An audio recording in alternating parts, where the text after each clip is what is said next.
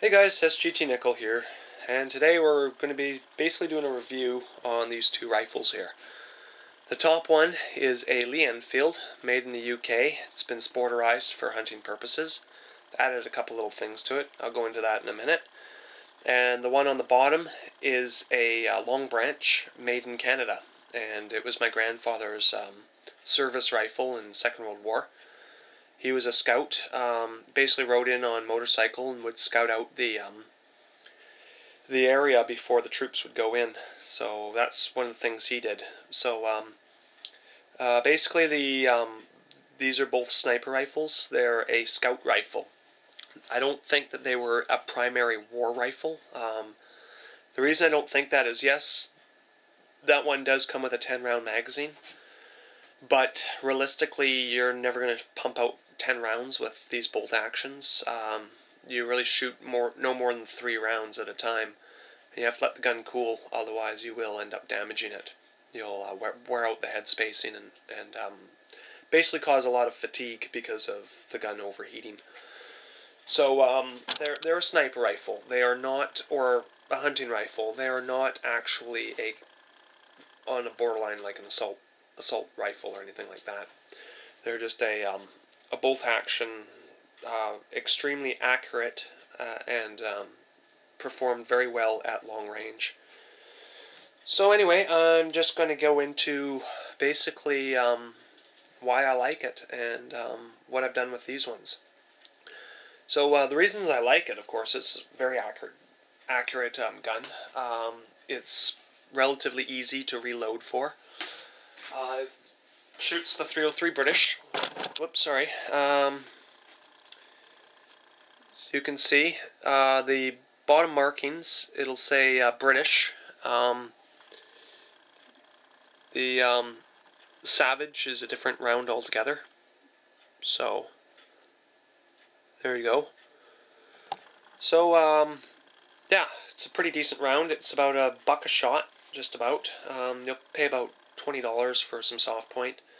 You can get hard point a lot cheaper, but I don't like full metal jacket. It just wears out the gun. And besides, I want to hunt, so I use soft point. But you can use full metal jacket. You're just going to wear out your gun more. That's all. Soft point's a little nicer on the gun. So, what I've done with this is I've added a Lee Enfield scope mount onto here. And I've added my own, basically just a cheap Bushnell trophy scope mount. Bushnell trophy scope, and works pretty good. I'm shooting about 200 meters with this gun, and I can basically hit what I'm aiming, so very accurate gun. But like I say, you don't want to pump out more than 3 rounds at a time with it, and then let it cool down, so that's sort of the only downside to it, is you can't really get a lot of rounds downrange, but overall, I think it kicks ass. So here we go, we've got the, this is my grandfather's Long Branch. Sorry, I'm just getting over a bit of a cold here. So, anyways, this one comes with a spike bayonet. I ended up actually buying the bayonet separate. My grandfather didn't seem to have one, or it got lost when he passed away, and everything got jarbled around through, of course, you know, as it happens. So anyways, I went out and got this for about $20-something, and just snaps on the front, just like so. So you can see the bayonet is on, and to take it off, there's a little button underneath it. You just push it, give it a twist, and it comes off. And we'll just slide that back there. I modified the sling so I could carry the bayonet holder on the sling. That's what we did in cadets. We'd often either have it on the sling or the bayonet would be on our belt. I liked it better on the gun personally. It just makes more sense. But each to their own. These long branches are pretty easy to maintain. There's a little gate. This one's up here.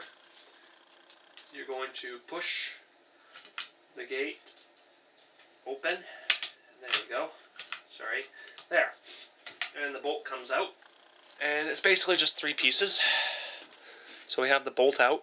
You unthread this top piece. And we have the firing pin. Right there. That's basically the only thing you want to check over. You make sure that there's no debris in here that's going to obstruct your firing pin. And that's pretty much it. You can give it a little bit of this thing a twist. And we'll thread her back together. That's pretty much the only part of the gun that you need to check over. You'll put a little bit of oil on it. And then you'll run a bore brush through your barrel. And that is pretty much it, other than surface cleaning and getting out all the grooves and stuff like that. Very simple firearm to maintain. There's not any real disassembly needed, which is one of the things I really like about these rifles. The 270 that I have is, in my opinion, a little cheaper made. Still a good gun. It's a lot lighter, but I don't think it'll last nearly as long as these 2 rifles. I think these rifles would probably last my grandchildren and further. They were built for life. You can't go wrong with a Lee Enfield or a Long Branch, in my opinion. Just want to check that head spacing before you buy it. If you shoot it and you have a empty casing, here I got an empty casing here. I'll show you the difference. I'll talk about head spacing. This was one that I shot a deer with, and I keep it as a trophy. That's why I wrote on it. Basically, doe 2014. That was a doe that I got this year. So head spacing is this area here. After you shoot, it's going to expand a little bit, and when you reload, you're going to push it through this die that's actually going to take that head spacing back out, and that causes shell fatigue. So you can only really reload a few times with your brass, and then you'll have to get new brass. But it's better than shooting once and chucking it out.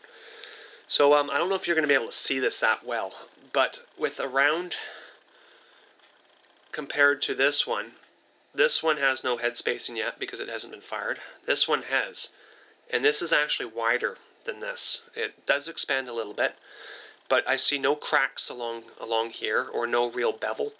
If you see a big bevel, that's too big of a head spacing. If you see a crack or your shell casing actually snaps, that's a real problem. You've basically worn out your breech. I know someone who's done that with their Lee Enfield, just by, like I said, firing 10 rounds in a row. Will do that. Both these guns have excellent head spacing. Basically, they've been used properly. So I lucked out. I've been looking for a Lee Enfield, that's that top one, for a real long time. Finally found one, and I was a little worried when I bought it about the head spacing, but took it to the range anyway and tried it out, and lo and behold, I was blessed. It was perfect. And yeah, this one was fired from my Lee Enfield there. And as you can see, it's just a tiny little bit of head spacing, but not that much compared to. I wish I had a faulty shell to show you, one that had been fired through the other gun that had huge head spacing. But anyways, that's just one of the main things you really need to be worried about when you buy one of these. You don't want to go and get one from basically some amateur who went trigger happy and basically repeatedly fired 10 rounds in a row as fast as he could. That's not what these guns were made for. So anyways, yeah, I'm very happy with the Lee Enfield. I think it is a very good gun. I highly recommend it. If you're looking for a good bolt-action rifle, by all means, you will not go wrong by buying one. They're cheap, they're really affordable, and they fire just as good as any of your other hunting rifles will. Like I said, what makes a good gun is the barrel and firing pin. That's it. Everything else is just for looks and comfort. And these guns, I find them very comfortable. In fact, they were made for me to shoot. Like when I put it up against me and I get my finger on there, it actually feels like this gun was made for me. So it's my favorite as far as bolt action rifles. Another thing I just wanted to mention about it is the like you can spend $1,000 on a bolt action rifle, and for what you get with $1,000 as to what you get with this, my opinion, this is better. With a $1,000 gun, you're not going to want to bump it around or whatnot. I mean, with one of these, I could probably, for what I paid for it, if I had to, I could throw it over a fence, you know?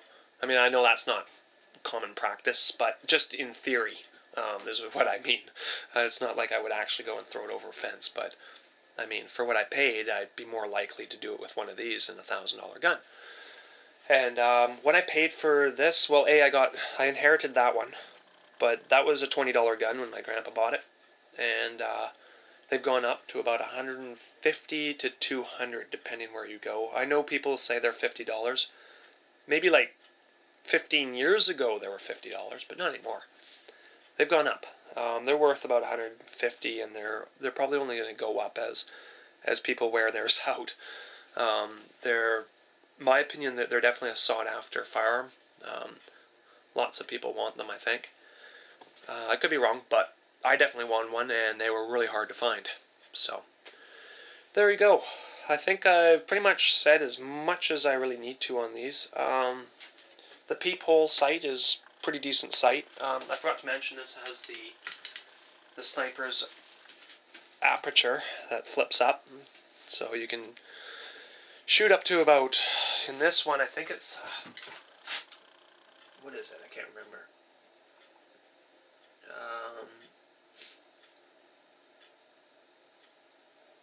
Yeah, I don't know what those markings actually mean. I think it's, I can't remember. But I know when it's all the way up, you're probably shooting about 1 kilometer or something. So, I don't know. I actually don't really use that flip-up aperture because, well, I never shoot that far. I'm shooting usually 200 meters at the max. That's all I can get out on this island. Anything further, it's just not possible here on the island. Our range max at the range there is 200 meters, and everywhere I've really shot, it's really hard to get out further than 200 meters on this island. It's just too small of an island and too dense a bush and community too. So, but if I could take it out to a range where I could shoot up to 0.5 kilometer or more, I would love to try it out. But I just haven't had the opportunity to. So I don't know. I think that's pretty much all I can cover with the these Lee Enfields. To take the magazine out, there's a button right up here by the trigger. Push that, and that slides out. That's a 5-round mag.